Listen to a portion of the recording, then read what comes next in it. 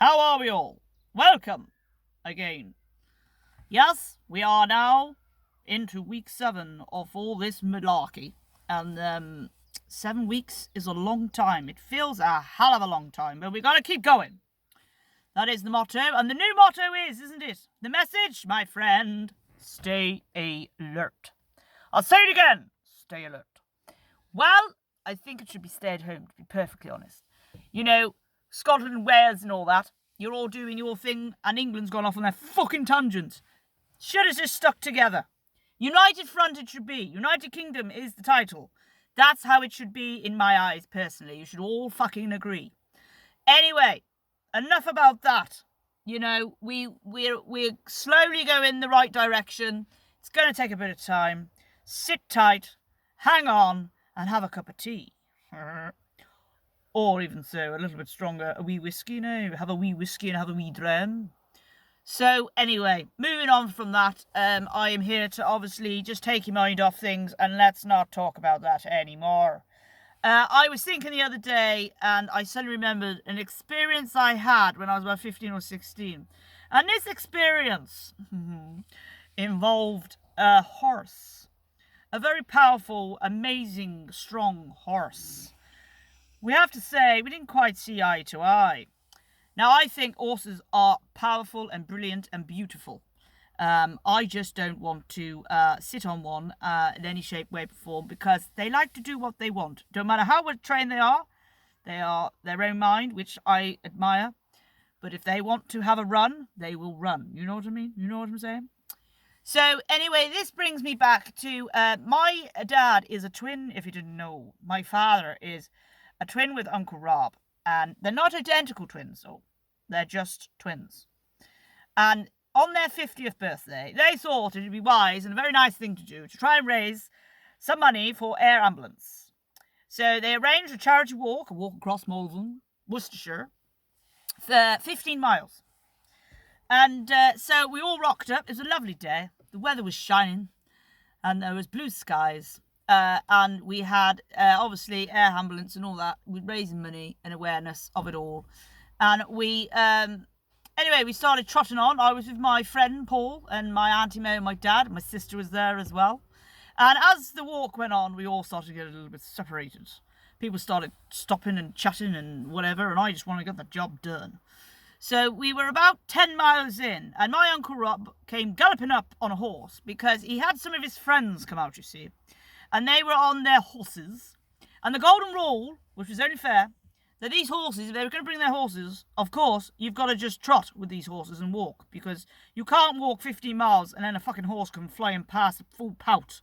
They'll be done in about 10 minutes. So it's only fair, and it's by the rules. So he came up on his big, powerful horse. I don't remember the name of this horse. We had a falling out, so I'd rather not know. So me and this horse, he come up on the horse and he said to me, "How are you?" And I said, "My feet are killing." And they were, you know, I don't know if anyone's done a charity walk or done many miles. Your feet start to sting. You feel like you're walking on fucking fire.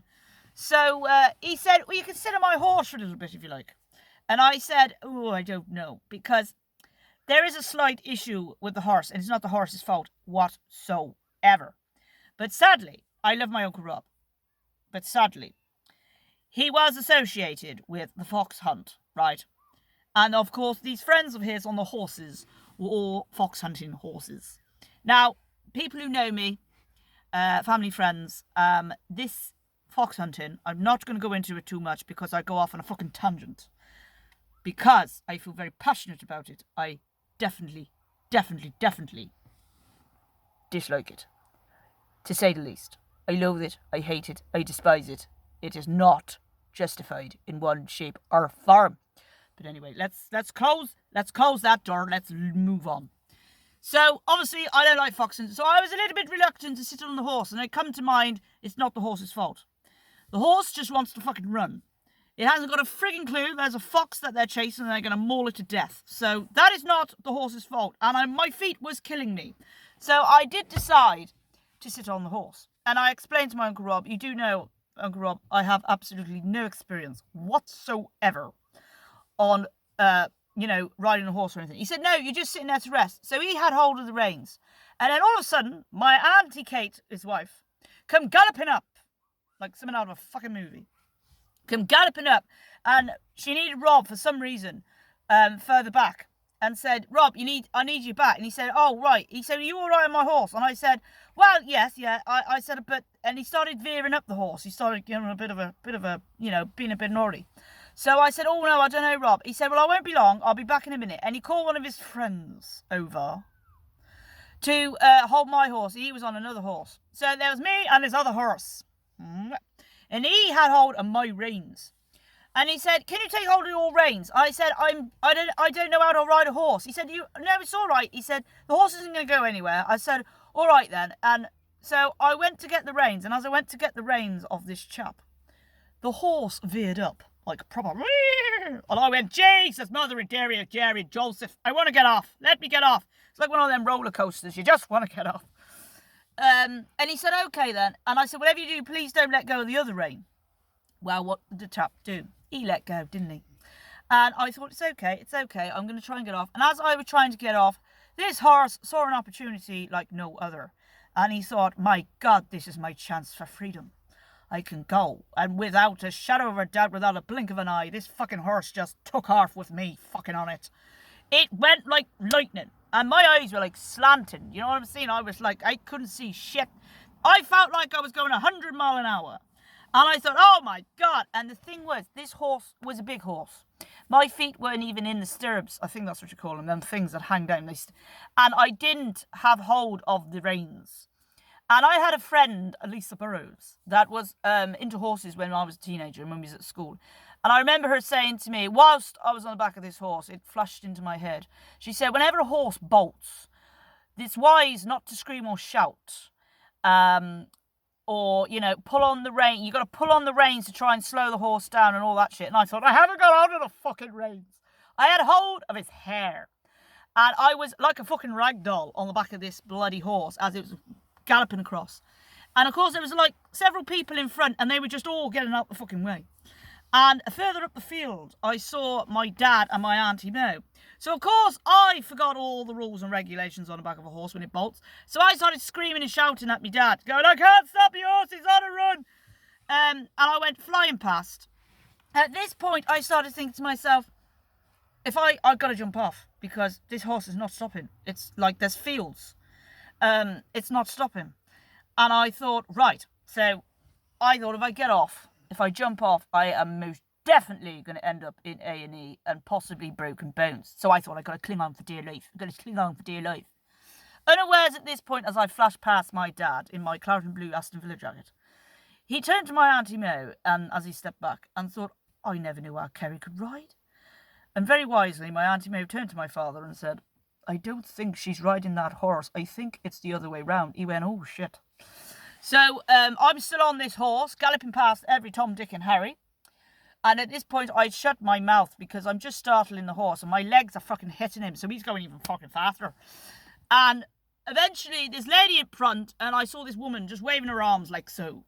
And she was just waving away like that. And I thought, I ain't fucking waving back. I'm hanging on for dear life here. What's the matter with that lady? And all of a sudden, as we got closer and closer, this horse, this mighty fine horse, comes to an automatic stop. I don't know if you know when a horse stops, their fucking head goes down.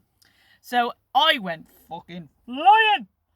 I went flying through the air and my arms were like out in front because I thought my head. Because I didn't have a helmet on or nothing. I mean, I've been concussed many a time, let you know. But at this time, I think I wouldn't come back from it, you know what I mean? I was going at some feisty speed. And I managed to put my hands out and I kind of like went into an army roll and I sprung up. And this chap said to me, you all right? I said, do I look all fucking right? I've just come off a horse. No, I'm not all right. And he went, oh, I'm ever so sorry. I said, no, it's all right. I'm just, a bit shaken up and all that. Anyway, I dusted myself down and everyone was like checking on me and all that. Anyway, I was unaware that when Uncle Rob got to the next checkpoint, because we were having checkpoints, that the Hereford and Worcester News was there. And I'm unbeknown to me that he had, Hereford and Worcester had found out about this malfunction that we had on this walk. And so it went over on Hereford and Worcestershire. Now, my mother wasn't on this walk.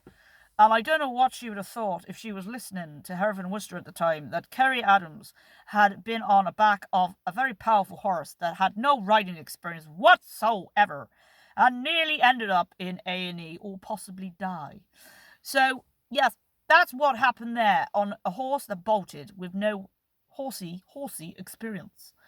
I think they're marvellous animals, marvellous. And when we finished the walk, everyone at the end, there was like a presentation and blah, blah, blah.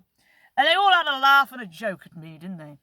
They were all, well, not laughing at me, but they all was talking about that, obviously, Carrie Adams had a bit of an incident, and we are entering her into the Grand National next year, because we thought she did a marvellous job, with no riding experience, and managed to stay on a big fucking sized horse. It might as well have been a fucking elephant to me. But I lived to tell that tale. And that was a very... well, you know, we look back on that and laugh. But I literally shit my pants. Very safely say, you know, I finished the walk. I'll let you know, I did finish the walk. And all went well. So, horses, I think I'll leave you well alone. I understand you was a hunting horse and you were used to running. And I must have been felt like a feather on the back. But I don't appreciate that. You scared the living shit out of me. But anyway... let's just remember, we've got to stay alert.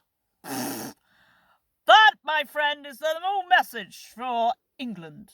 So take care, everybody.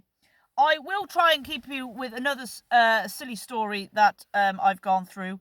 And I hope you all are not like losing your marbles or going crazy indoors and looking at the same four walls all the time. Stick your head out the window. You know, keep clapping on the Thursday. I look forward to a Thursday, you know what I mean? I get pissed, I go outside, I have a bit of a sing and a dance, I don't get arrested. It's marvellous, I tell you, marvellous. Sirens are going, but nobody gets arrested. I like that. Let's keep that going, guys. And NHS and everybody on Frontline and everybody at the animal shelters, you know what I mean? Take my hat off here. Take your hat. Please donate if you've got any pennies for any charity that you think you need to help. Do it. Don't hesitate. All right? I love you. Take care.